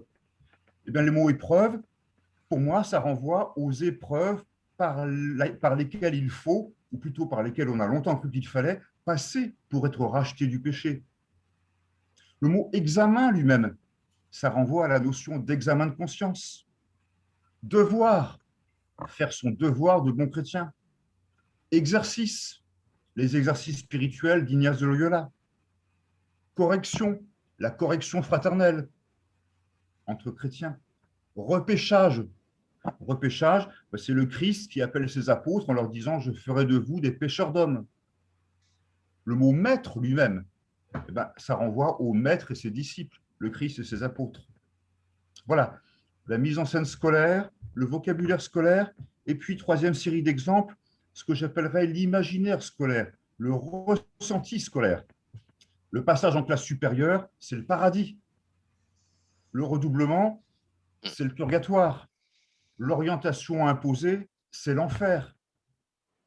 Le résultat scolaire, il est vécu comme un couperet, et un couperet qui s'apparente au jugement dernier. Je vous renvoie par exemple à tous les tympans de nos églises romanes, Vézelay, Autun, Conques, où vous voulez, où vous avez, c'est très classique sur les tympans romans, la scène de la pesée des âmes, avec le juge, avec d'un côté les réprouvés et de l'autre ceux qui sont du bon côté de la balance. Voilà. Alors, jusqu'à présent, je suis uniquement dans le rapprochement, dans l'analogie. Mais maintenant, peut-être qu'il faut essayer d'aller un peu plus loin en tentant un peu d'archéologie. Ce sera un deuxième volet de mon topo, pour essayer de pointer ce qui me semble être une première racine de ce que je viens de décrire. La première racine, c'est ce que j'appellerais la sacralisation de la transmission et la sacralisation de la personne en charge de la transmission, une double sacralisation, la transmission et la personne, qui me semble nourrir ce que je me permets d'appeler une certaine forme de cléricalisme professoral dans notre culture collective. Alors, pour étayer mon propos, je dirais que ma proposition, elle est schématique, dont j'en ai conscience. Elle consiste à dire que la figure du professeur dans notre imaginaire collectif, elle procède en ligne directe d'un héritage catholique. Je m'explique. L'horizon chrétien, l'horizon du christianisme, c'est carrément le salut pour l'éternité. Il en résulte bien sûr une très forte absolutisation des enjeux. On parle de la vie éternelle, c'est pas rien. Et cette absolutisation des enjeux, elle a fait, ou elle a longtemps fait, de l'Église une sorte de passage exclusif et obligé. Résultat, le prêtre catholique, est ainsi le garant de la vérité, l'unique guide légitime vers la vie éternelle. Je rappelle qu'en terre catholique, ce n'est pas vrai chez les protestants, mais en milieu catholique, pendant très longtemps, le prêtre était le seul à être habilité à avoir un accès direct aux Écritures, à la parole de Dieu. Et il s'en trouvait ainsi placé sur un piédestal que le Concile de Trente et la Contre-Réforme catholique ont érigé en une sorte de modèle indépassable. Ça, c'est l'héritage catholique. À cet héritage catholique, il faut ajouter en France l'héritage d'une culture politique, elle aussi marquée par une très forte absolutisation des affrontements. C'est l'influence des guerres de religion et puis surtout, c'est l'influence de la Révolution. Résultat, au croisement de ces deux héritages, héritage catholique et héritage d'une culture politique de l'affrontement, au croisement de ces deux héritages, on trouve la figure très française, très spécifiquement française de l'intellectuel en majesté, L'intellectuel, qu'est-ce que c'est? C'est l'avatar laïcisé du prophète et du prêtre, comme le prophète et comme le prêtre, porteur d'une parole qui guide parce qu'elle dit le vrai, le bien et l'avenir. L'instituteur et le professeur, dans ce schéma, sont en quelque sorte des intellectuels en miniature. Ce n'est pas péjoratif, hein, mais je suis dans la structure. Hein. Des intellectuels en miniature. Et ça explique pourquoi, dans la France de la Troisième République, le curé et l'instituteur, bien qu'ils s'affrontassent de façon très marquée, en profondeur n'en constituaient pas moins les deux faces d'une seule et même figure. Je vous renvoie, ou je nous renvoie tous ensemble de ce point de vue à l'importance assez décisive, à mon avis, d'un débat aujourd'hui totalement oublié. C'est un débat qui remonte aux premières décennies du XIXe siècle et qui opposait les partisans de la méthode mutuelle aux partisans de la méthode simultanée. Alors, très schématiquement, je ne suis pas un expert, hein, mais bon, la méthode mutuelle, c'est celle pour laquelle l'instituteur prend en charge plusieurs groupes d'élèves et confie au sein de chaque groupe à quelques aînés un rôle de monitorat. Ça, c'est la méthode mutuelle.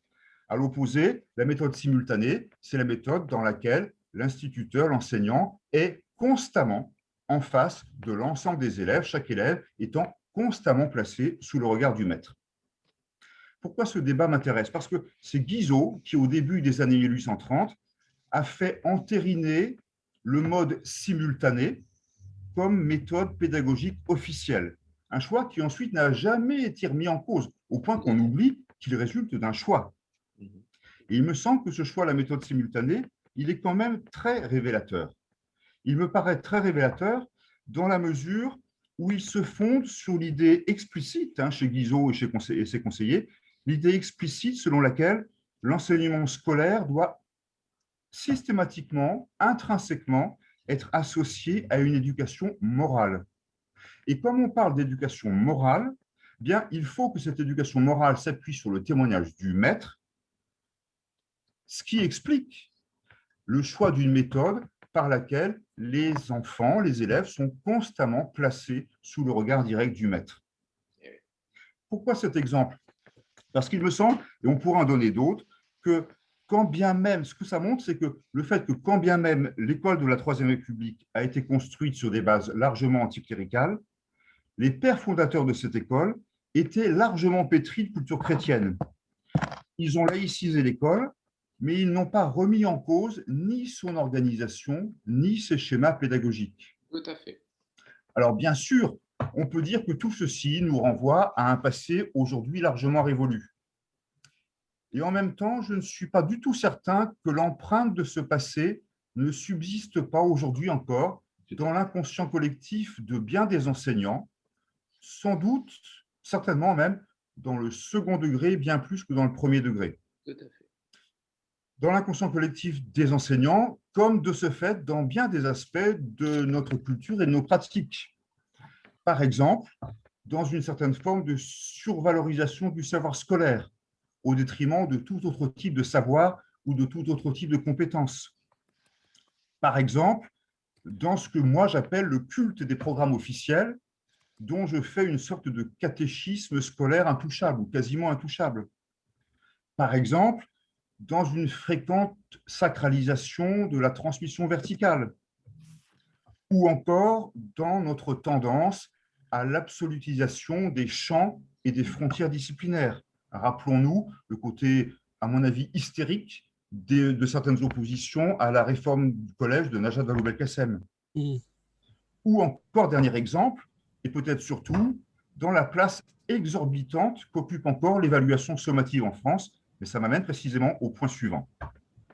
Mon point suivant, c'est pour essayer de pointer ou de traquer, d'analyser une deuxième racine. Cette deuxième racine de ce que j'appelle notre sélection par l'échec ou par le moindre échec, c'est une doctrine du salut, une doctrine catholique du salut, centrée sur le péché. Alors, excusez-moi, ça va sans doute certainement être un peu exotique, mais je vais essayer d'être aussi rapide et aussi clair malgré tout que possible. Pourquoi en revenir à ces questions de doctrine du salut? Je le rappelle, la foi chrétienne La doctrine chrétienne, la théologie chrétienne se centre sur le salut éternel. Mais il faut bien voir qu'il y a diverses manières de penser le salut. Et mon hypothèse, ma suggestion, c'est de dire très schématiquement que pendant des siècles et des siècles, les catholiques, beaucoup plus que les autres, les catholiques ont principalement conçu le salut en termes de rachat du péché. Ce n'est plus le cas aujourd'hui, j'y reviendrai. Mais jusqu'à récemment, l'univers catholique, notamment en France, était obsédé par cette idée du rachat du péché. Et il me semble, c'est la suite de mon hypothèse, que cette cristallisation sur le péché constitue une origine inconsciente de notre culture de l'évaluation, une évaluation plus orientée vers la sélection que vraiment mise au service de la formation. Alors, comme bien souvent, il faut remonter à ce pilier absolument majeur de la pensée chrétienne qu'est saint Augustin. Parce que dans sa manière de penser la question du mal, Augustin joue un rôle déterminant dans la cristallisation sur le péché. Pourquoi ? C'est saint Augustin, d'abord il faut savoir que c'est saint Augustin, c'est dans ses confessions, c'est saint Augustin qui a en quelque sorte inventé l'expression péché originel, qui n'était pas du tout, qui n'existait pas avant lui. Hein. C'est dans le livre 5 des confessions, enfin peu importe. Pourquoi cette insistance chez saint Augustin sur le péché ?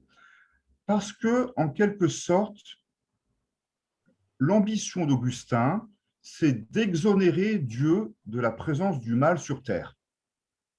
Comment faire pour exonérer Dieu de la présence du mal sur terre ? Eh bien, en faisant porter l'entière responsabilité du mal sur la faute du premier homme, sur le péché originel d'Adam. C'est Adam, ou Adam et Ève, qui... Oui, mais dans la vision un peu quand même macho de saint Augustin, Adam, ça a beaucoup plus d'importance qu'Ève. C'est bien connu. Voilà. Adam et Ève, si vous voulez. Mais voilà. Dans la vision d'Augustin, Adam est responsable du péché, et depuis Adam, ou Adam et Ève, l'homme, tout homme, est par essence habité par le péché, porteur du péché. Il y a donc une complémentarité très forte entre la culpabilité d'Adam, d'un côté, et d'autre part, le rachat de l'humanité par le sacrifice du Christ. Donc, il y a une cohérence qui est posée entre doctrine de la création par Dieu est bonne, et doctrine du salut, le salut est nécessaire via le Christ, à cause du péché, qui occupe donc une place centrale. Alors, si je complique encore un tout petit peu les choses, pardonnez-moi, j'ajoute qu'il faut aussi évoquer la controverse, où saint Augustin joue encore un rôle essentiel, la controverse du pélagianisme. Pélage était un moine breton qui a prêché à Rome à la charnière des 4e et 5e siècles, et très schématiquement, Pélage, si vous voulez, la thèse de Pélage, qui donne le pélagianisme, consistait à dire que tout chrétien peut atteindre la sainteté et le salut par ses propres forces, par son libre arbitre. Je note au passage que ce pélagianisme, dans une vision appauvrie et dénaturée, va déboucher sur tout un catholicisme doloriste pour lequel les épreuves terrestres constituent le prix à payer pour le rachat du péché. En gros, et dit de manière triviale, plus ça fait mal et mieux c'est. Plus tu souffres et plus tu seras sauvé. Ce qui se traduit sur le terrain scolaire par l'idée selon laquelle il faut impérativement souffrir pour réussir. Ou bien, corollaire en sens inverse, si un élève ne réussit pas, c'est forcément parce qu'il n'a pas suffisamment travaillé. Ça, c'est le pélagianisme. En face, saint Augustin, je suis tellement envahi par le péché que seule la grâce divine peut me racheter, peut me sauver. Et ça, en termes d'imprégnation collective, ça va nous donner le thème du beaucoup d'appelés et peu d'élus, en référence à l'évangile de saint Matthieu au chapitre 22. Dans le royaume de mon Père, il y a beaucoup d'appelés et peu d'élus. Hein. Le thème du beaucoup d'appelés et peu d'élus, qui, dans notre culture de la sélection scolaire, va donner de notre culture des concours et de ce que moi j'appelle la sélection par l'échec, c'est-à-dire où on ne demande pas aux élèves de réussir, mais où on leur demande d'échouer moins que les autres, moins que leurs concurrents, entre guillemets. Alors, au-delà de ces subtilités théologiques, ce qu'il faut retenir, ce qui me semble important, c'est entre Pélage et Augustin, au moins un point commun, c'est l'obsession du péché comme élément constitutif et décisif de la personne humaine, de ce que j'appellerais l'ADN humain. Et en plus, on est en France, dans une culture qui va être durablement marquée après le XVIIe, XVIIIe siècle par le poids du jansénisme, même si les jansénistes ont été écartés de la scène et même s'ils ont en apparence été vaincus, il n'en demeure pas moins que la culture religieuse et la culture politique française ont été très marquées par le jansénisme. Or, le jansénisme, c'est une forme de radicalisation des thèses d'Augustin sur le péché et sur le mal. Alors, évidemment, tout ce que je viens de dire très rapidement devrait être largement nuancé, ne serait-ce par exemple qu'en rappelant la façon dont la plupart des fondateurs des congrégations enseignantes, par exemple Jean-Baptiste de La Salle ou d'autres encore, ont développé une vision optimiste de l'éducation, en insistant sur la bienveillance à l'égard des élèves. Mais je crois que ces nuances ne modifieraient pas la tendance lourde. L'école française, aujourd'hui encore, me semble être l'héritière très inconsciente de ce catholicisme de la faute et de l'expiation. Encore une fois, j'en veux pour preuve la manière dont, dans ces pratiques de sélection, notre école ne demande pas aux élèves de réussir, mais d'échouer moins que les autres. Et ça, pour moi, c'est l'empreinte d'un certain catholicisme pour lequel l'homme est intrinsèquement mauvais. Je me permets une anecdote, elle est ancienne, bien sûr, mais au moins s'incarne le propos. Quand j'étais en Cagne, je me souviens de mon prof d'histoire qui avait commencé l'année en nous expliquant son système de notation. 20, ça ne peut être que Dieu. 18, ça ne peut être que l'inspecteur général. 16, ça ne peut être que moi. Et vous, au mieux, vous aurez 12, si vous êtes très brillant. Je ne sais pas s'il était janséniste, cet homme, mais voilà, enfin, on est tous marqués par ça, me semble-t-il. Hein. De la même manière, il me semble que dans nos pratiques d'évaluation, dans le statut que nous donnons à l'erreur, dans nos pratiques d'orientation, nous sommes toujours marqués par cette culture, finalement, notre méritocratie scolaire, notre méritocratie républicaine, il me semble qu'elle est largement fondée sur la vision du jugement dernier de l'Apocalypse. On en est resté là, d'une certaine façon. Et pire encore, on en est resté là sans le savoir. C'est bien ça le problème. Alors, je conclus. Bien évidemment, le poids collectif du catholicisme n'a plus rien à voir avec ce qu'il était. Bien évidemment, l'immense majorité des professeurs ne partagent ni la foi ni la culture des catholiques. Et pourtant, notre école me semble encore imprégnée aujourd'hui de cet héritage catholique qui demeure impensé. Le catholicisme contemporain, je le signale au passage, a beaucoup changé. Aujourd'hui, il a tendance à concevoir le salut en termes de promesses et pas en termes de jugement. Il insiste énormément sur la notion biblique d'alliance. Il fait de plus en plus de place à la fragilité, à la vulnérabilité. Il s'efforce de passer du paradigme clérical à celui de la synodalité, c'est-à-dire de l'horizontalité collaborative. Donc, à l'évidence, il pourrait et il devrait en résulter des pratiques pédagogiques largement renouvelées. Mais bien évidemment, dans la mesure où l'influence du catholicisme est infiniment moins effective que dans le passé, ce n'est ni prioritairement ni exclusivement de son côté que peuvent être recherchées des voies de transformation de nos représentations et de nos pratiques. Alors, je ne veux surtout pas minimiser l'influence du politique, parce que je ne la minimise pas, mais je ne crois pas non plus à l'efficience d'un quelconque volontarisme ministériel venu d'en haut, parce qu'à mes yeux, les évolutions, elles se construisent d'abord par les initiatives vécues à hauteur de quotidien. En revanche, il me semble que la nécessaire décléricalisation de notre inconscient pédagogique pourrait se déployer dans tout un travail sur le sens. Avant de mettre l'accent sur les questions de pratique, mener avec les acteurs une démarche archéologique sur les fondements culturels et en l'occurrence théologiques des représentations qui peut-être les habitent encore. Proposer dans les établissements des groupes de parole où tout ceci puisse être formulé, partagé et réfléchi collégialement. Et de là, mais de là seulement, en induire une sorte d'introspection et de discernement. Vous voyez, malgré moi, je reste dans le vocabulaire religieux, en induire une sorte d'introspection et de discernement sur les mots, les attitudes, les gestes professionnels, etc.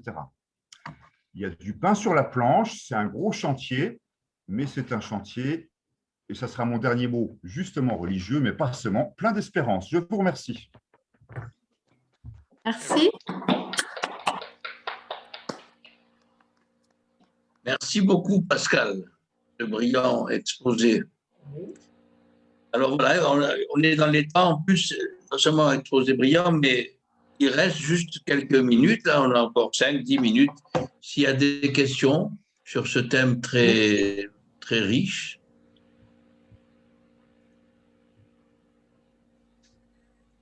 Alors, juste une intervention. Vous m'entendez ? Oui, oui, Romain, on t'entend Oui. parfaitement. Alors, si j'ai bien suivi le fil, effectivement, mais comme dans beaucoup de choses en lien avec le PCC, tout est affaire de tradition, qu'elle soit consciente ou inconsciente d'ailleurs, en l'occurrence. Par contre, en tant que formateur du premier degré, je souhaitais revenir peut-être sur les problématiques de forme de travail en classe et d'occupation de l'espace, parce que, alors je ne sais pas si ça va parler à certains collègues, j'ai pu visiter des enseignants en tant que conseiller pédagogique ou maître formateur qui finalement n'interrogeaient pas une disposition type ANILO et finalement appliquaient ce type de disposition et effectivement dérouler un enseignement qu'on pourrait qualifier de frontal tout en ayant une disposition en îlot. Voilà, donc ça peut paraître un petit peu antinomique, mais voilà ce que j'ai pu constater. Et de même, j'avais des enseignants avec une disposition de classe dite en autobus qui finalement allaient plutôt vers un modèle pédagogique d'échange entre les pairs. Voilà, donc c'était ma petite contribution en termes d'observation en tant que formateur. Voilà, ça peut paraître antinomique, mais c'est vrai. Oui. Marie? Mets ton micro. Tu n'as pas ton micro, Marie. Ouvre ton micro. C'est Ludo qui a... Non. Voilà, là, on t'entend pas. Vas-y. Qui m'a censuré. J'en profite pour saluer Romain. Donc, oui, très rapidement, merci, Monsieur Balmont, pour cet exposé qui n'est pas du tout fait de subtilité théologique, qui est vraiment très, très intéressant d'un point de vue histoire. Et c'est vrai qu'on a l'impression que le temps historique, c'est très loin, mais c'est tout petit, très proche. Et j'adhère vraiment à ce que vous avez développé, d'autant plus que je suis convaincue qu'on a beaucoup de mal et qu'on n'arrive toujours pas à séculariser notre vocabulaire pédagogique laïque. Ça, j'en suis convaincue, ne serait-ce qu'en EMC, hein, enseignement moral et civique. Bon. Par contre, je suis beaucoup plus optimiste que vous sur les volontés politiques parce que c'est vrai que en 1989, c'est clair, on est passé de l'ère des précepteurs à l'éducation de masse. Il fallait bien le faire et faire ses preuves. Il fallait que l'école laïque républicaine fasse ses preuves. Elle ne pouvait pas être mise en question, donc il fallait bien qu'elle produise des élites qui étaient, elles, déjà produites par l'enseignement privé confessionnel catholique qui n'a jamais cessé d'exister. Un chemin faisant encore aujourd'hui. Par contre, 1989, on a une véritable révolution dans les mentalités et dans nos pratiques pédagogiques, surtout pour le premier degré. Je m'excuserai, je connais très mal le second degré. Mais le gouvernement, à l'époque, c'était Lionel Jospin qui était ministre de l'Éducation nationale, a posé une véritable révolution qui est passé par les termes qu'on emploie. L'échec scolaire, moi j'ai démarré en 1981. L'échec, je suis un pur spécimen de avant, pendant et après 1989. Quand j'ai débuté, on parlait beaucoup d'échec scolaire. 1989, la loi d'orientation d'Idjosta a fait disparaître ce mot-là. Et ça, dans notre culture professionnelle, c'est un plus parce qu'on va vers justement la progressivité des apprentissages, de donner du temps aux élèves. Et dans le référentiel de compétences des enseignants, je suis maître formateur depuis 1995 déjà, l'idée qu'on faisait passer dans l'éthique professionnelle des étudiants quand on les a en cours, c'est que le respect dû aux élèves et à leurs familles, ça n'a rien à voir avec du respect en termes de vocabulaire, bien sûr, c'est le respect de leur intelligence. Tous les enfants sont capables d'apprendre, bien sûr. Maintenant, on le sait, l'évaluation, c'est aussi donner du temps à l'apprentissage. Et puis, dans la loi de la refondation de l'école de Najat Vallaud-Belkacem, on a quelque chose d'extraordinaire aussi qui est arrivé dans les projets de société portés par notre ministère, arrive dans notre vocabulaire la réussite pour tous. C'est le corollaire, c'est quasiment le corollaire de l'échec scolaire, mais c'est tellement plus positif. École positive et bienveillante, école bienveillante et exigeante. Alors bien sûr que c'est là-dessus, nous conforme en cours de philo, avec les profs de philo à l'INSPE, on travaille là-dessus. C'est pourquoi et comment. Hein. Le pourquoi, c'est la philo, d'où ça vient, c'est les mises en perspective historique du positionnement du professeur d'école, et le comment, c'est comment je fais au jour le jour dans ma classe pour être bienveillant, exigeant. Et le PCC, c'est une démarche qui à ce moment-là est expliqué aux étudiants, qui fait le lien entre la philosophie, les valeurs portées à un moment donné, un projet de société, la réussite de tous, et comment je fais au quotidien dans ma classe. Moi, je suis plutôt une grande optimiste. Bon, merci Marie. Alors, il y a d'autres interventions, peut-être Pascal voudra répondre, mais enfin, il n'y a pas vraiment. Enfin, ou alors d'autres interventions, après Pascal répondra à l'ensemble.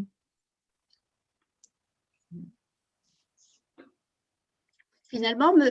Balmont devrait faire un cours tous les deux. Oui, bah, pourquoi pas. Dans les interventions, je suis sûr qu'il doit y en avoir parce que il y a Philippe Joutard, il avait passé un examen médical. Il était en retard parce qu'il était passionné par cet exposé. Le thème de cet exposé, j'en ai discuté longtemps avec lui. S'il avait été là, il avait beaucoup de choses à dire. Et oui, parce qu'il est historien, lui. Voilà. On pourra lui donner la vidéo. Oui, bien sûr, bien sûr, bien sûr. Oui. J'ai envoyé mon texte à André pour qu'il le mette sur le site. Hein. Ce sera mis sur le site et avec grand plaisir. Oui, je peux peut-être... Je peux prendre la parole, non Et bien sûr, comment ça tu peux Non, excusez-moi. Avec plaisir, cher Claude. Ancien élève de l'école normale d'instituteur, entre autres, j'ai toujours pensé avoir participé, avoir été plus ou moins élève d'un séminaire. Donc, ce que dit Monsieur Balmont me rappelle quelques souvenirs. Ceci étant, ça ne m'a pas marqué de façon pédagogique dans mes pratiques d'enseignant lorsque j'ai débuté. Par contre, ce que je note, c'est que si effectivement, comme je l'ai écrit tout à l'heure, notre école culturellement est beaucoup inspirée d'Ignace de Loyola, donc des collèges jésuites d'une part, et puis de Jean-Baptiste de La Salle pour ce qui est de l'enseignement simultané. Franchement, lorsque autant j'ai été prof, j'ai été inspecteur, j'ai été proviseur, j'ai mécaniquement réutilisé ou transmis ou formé même des enseignants avec une méthode qui en fait s'apparentait bien de ce qui était prôné par Ignace de Loyola d'une certaine façon et Jean-Baptiste de La Salle. Je fais une sorte de mea culpa.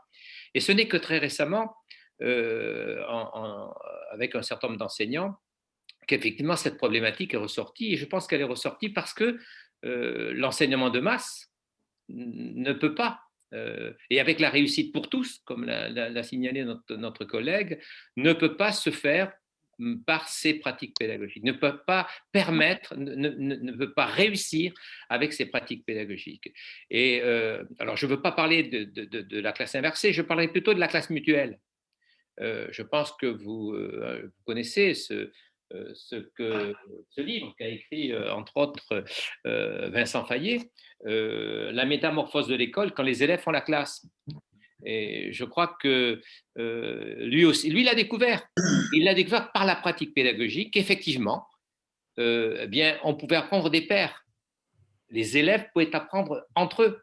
Et donc, pas en regardant constamment le prêtre en train d'officier, pardon, l'enseignant en train d'enseigner, mais peut-être par des groupes des groupes d'élèves, travailler ensemble, être acteurs, etc., etc.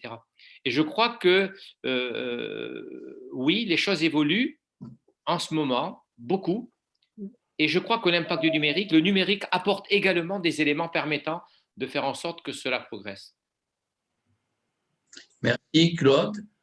Moi, j'ai juste une remarque, mais je ne veux pas me faire gronder par mon ami Pascal.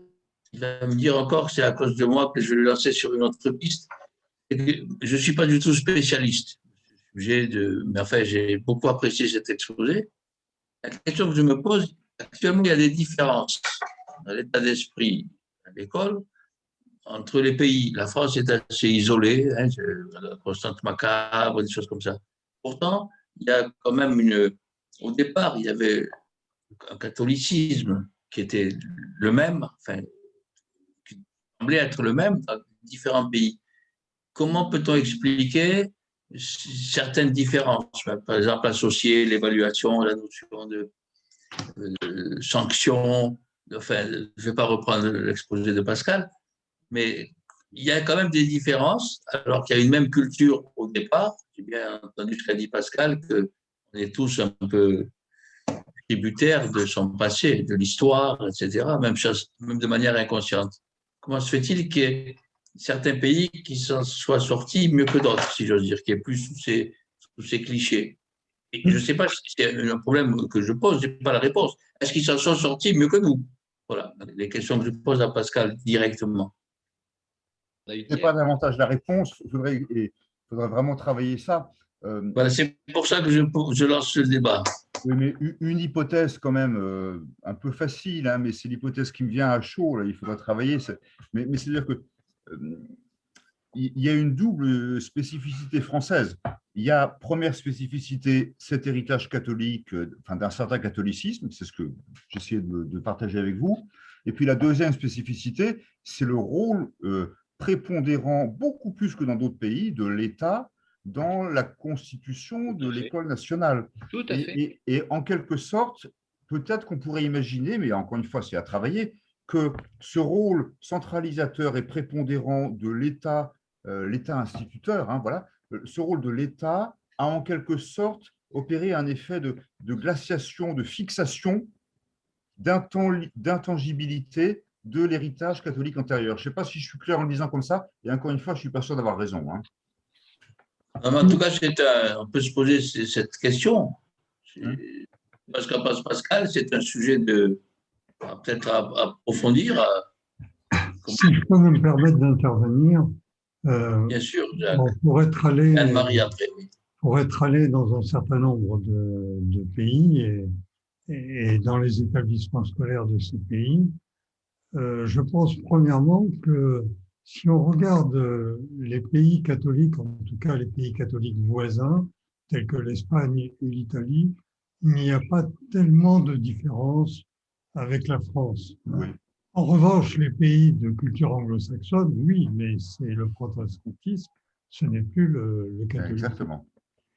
Et une autre remarque, il se trouve que j'ai eu la chance, à titre professionnel, d'aller plusieurs fois en Chine, et le système chinois d'éducation ressemble vraiment comme un frère au système français, hein, du point de vue de l'éducation, du point de vue... Enfin, je parle français traditionnel, hein, je ne veux pas contredire ce que disait Marie tout à l'heure, hein, bien entendu les choses ont évolué. Mais on trouve en Chine, et d'ailleurs que ce soit en Chine populaire ou à Taïwan, puisque je suis allé dans les deux pays,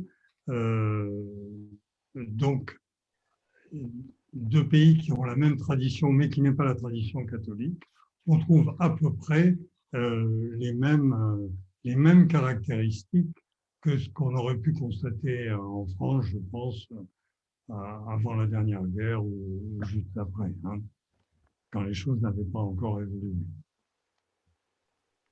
Jacques, Anne-Marie qui avait demandé la parole. Oui, merci. Merci d'abord beaucoup, mais vivement, un grand merci à M. Balmont pour son exposé riche, original. Je dois bien reconnaître que cette vision est très intéressante. Moi, j'aimerais juste apporter peut-être un petit compliment qui n'est absolument pas en opposition avec ce qui a été dit, hein, mais voilà, m'étant intéressée, parce que ça m'avait été demandé dans le cadre professionnel, à la manière dont les sciences ont été enseignées et ont émergé finalement comme enseignement phare sous la Troisième République, ben, j'ai retrouvé un certain nombre d'extraits de discours prononcés notamment par Jules Ferry. Et qui montrent bien que cette école de la République, de la Troisième République, se construit tout de même en opposition, hein, quand même, avec le clergé. Il y a des combats, il y a des congrégations que l'on chasse évidemment du devant de la scène. Enfin, ça ne se fait pas. Je dirais que le professeur, l'intellectuel dont vous parlez, moi je ne dirais pas que c'est un avatar, hein, du religieux, parce que je lui trouve quand même une posture assez marquée vers ce qu'il fait, par exemple, et c'est ce que je veux vous lire, cet extrait, que les femmes vont enfin trouver à l'école une place que l'Église ne leur réservait pas du tout et que la Troisième République va leur réserver. Alors voilà ce que Jules Ferry, c'est très court, hein, André, si tu permets. Voilà ce que Vas-y. Dit, c'est un discours sur l'éducation qu'il prononce en 1870. Alors il dit, les évêques le savent bien, celui qui tient la femme, celui-là tient tout. D'abord parce qu'il tient l'enfant, ensuite parce qu'il tient le mari. Et c'est pour cela que l'Église veut retenir la femme. C'est aussi pour cela qu'il faut que la démocratie la lui enlève. Il faut que la démocratie choisisse sous peine de mort. Il faut choisir citoyen. Il faut que la femme appartienne à la science ou qu'elle appartienne à l'Église. Voilà l'extrait que je voulais vous lire, voilà, qui me fait, mais pas uniquement sous cet angle-là, qui me fait un petit peu nuancer le fait que l'on retrouverait dans la posture du professeur finalement la posture du religieux. C'est bien sûr, hein, tout ce qui a été dit est extrêmement intéressant et fait réfléchir, mais je pense qu'on a quand même progressé. Et puis sur la sélection, je voulais dire aussi que c'est sous la Troisième République quand même qu'il a fallu concevoir les grands corps d'État. Et les grands corps d'État demandaient évidemment qu'une sélection se fasse par l'école et par les grandes écoles notamment, et pas que l'université. Et d'où évidemment un système de sélection. Mais si vous voulez, je pense que c'était aussi pour la bonne cause et pour que le pays arrive à acquérir une certaine respectabilité en termes de puissance intellectuelle et scientifique. Là, je suis sur le champ des sciences. Voilà. Merci Anne-Marie. Pascal, si vous avez quelques mots pour répondre et pour conclure peut-être. Non, conclure sûrement pas. Répondre non. Enfin, bien sûr, je souscris tout à fait. Hein. En même temps, c'est vrai qu'il y avait un combat entre les deux écoles. Tout ça, c'est bien connu. On est aussi les héritiers de tout ça, bien sûr. Mais ce que je voulais dire, c'est que même si comment dirais-je, les postures politiques sont évidemment aux antipodes à l'époque les unes des autres, il me semble que les finalités essentielles, structurelles, assignées à l'école restent les mêmes, de part et d'autre de ce fossé qui paraît pourtant infranchissable. Je parle bien de la Troisième République, là. Hein. Donc, voilà, de la même manière que le fait qu'il y ait la sélection, le fait qu'il y ait… Ce n'est pas un problème, ça. Pour moi, le problème, ce n'est pas la sélection. Le problème, c'est qu'on est habitué à sélectionner, et aujourd'hui encore, non pas par la plus grande réussite, mais encore une fois, par l'échec le moindre. Et ça, je trouve qu'en termes politiques, pour le coup, moi, ça continue à m'interroger. C'était simplement ça que je voulais dire. Hein. Bon, mais écoutez, moi, quand Anne-Marie veut dire un mot, c'est pour ne pas prolonger. Au-delà, on a dépassé de 8 minutes. On devait arrêter à 20 heures. Mais moi, j'ai tout mon temps, hein, plutôt que de regarder BFM TV et encore le virus qui nous circule de tous les côtés.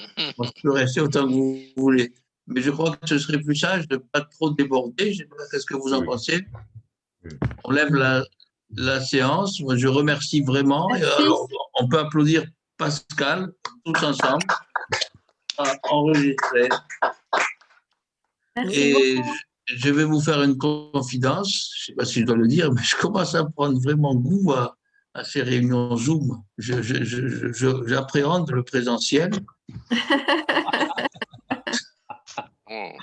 Sur ces bonnes paroles, chers amis, je vous dis bonsoir, bon appétit. Merci vraiment. Bonsoir à tous. Merci pour votre participation. Bye bye. Ciao à tout le monde. Oui, au revoir.